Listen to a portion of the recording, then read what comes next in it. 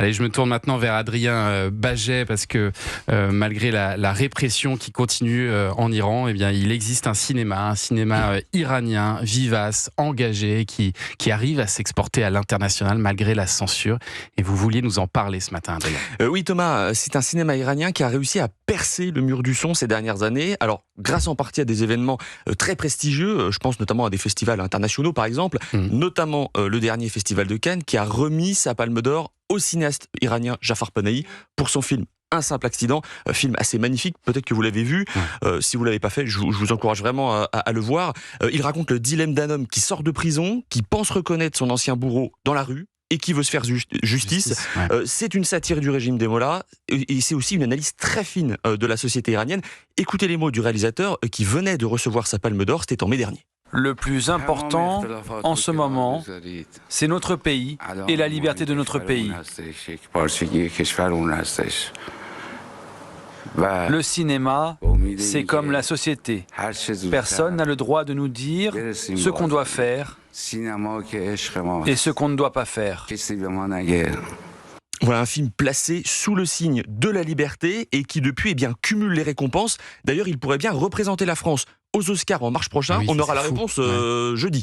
Représenter la France ? Absolument. Ouais. Voilà. De quelle façon ? Alors c'est la France qui fait le choix de porter parce que ce film a été financé par des producteurs français notamment, c'est ça. Absolument, ça a son importance parce que toute cette visibilité, c'est un moyen pour les cinéastes de s'assurer des financements venant de l'étranger dans le cas de ce film-là de la France. Et donc on aura la réponse jeudi pour savoir s'il sera sélectionné aux Oscars. Voilà, absolument. Ce serait magnifique. Et alors au-delà de ce film, comment est-ce qu'on peut expliquer, Adrien, le succès critique en France, mais aussi à l'étranger du cinéma iranien ? Si je le disais tout à l'heure, ça rayonne partout dans le monde. Thomas, parce que c'est un cinéma puissant, libre, engagé et surtout d'une grande diversité. Il y a de nombreux réalisateurs iraniens qui n'hésitent pas aujourd'hui à faire du cinéma de genre. Alors je vous laisse imaginer tous les risques que cela comporte. Prenons par exemple le film La Loi de Téhéran, sorti en 2019, qui a connu un vrai succès en France. Le réalisateur Saïd Roustahi n'hésite pas à montrer une société gangrénée par le trafic de drogue en adoptant les codes du polar à l'américaine. Alors résultat, c'est un film choc à voir, qui montre les failles du régime, mais qui surtout, le plus important, n'oublie pas de faire du cinéma. Ouais, et puis c'est d'autant plus fort parce qu'il faut expliquer aussi, Adrien, que la censure du régime, ça rend souvent les conditions de tournage extrêmement difficiles en Iran. Oui, chaque cinéaste doit s'engager à respecter la norme islamique. Tenez-vous bien, pas de femmes sans voile. Pas de gros plans sur le visage des femmes. Et surtout, le réalisateur doit obtenir un permis délivré par le ministère de la Culture et de l'orientation islamique. Le réalisateur iranien Mohammad Rasoulov, qui vit aujourd'hui en exil en Europe, a même dû diriger ses acteurs à distance pour son film Les Graines du Figuier Sauvage, sorti en 2024.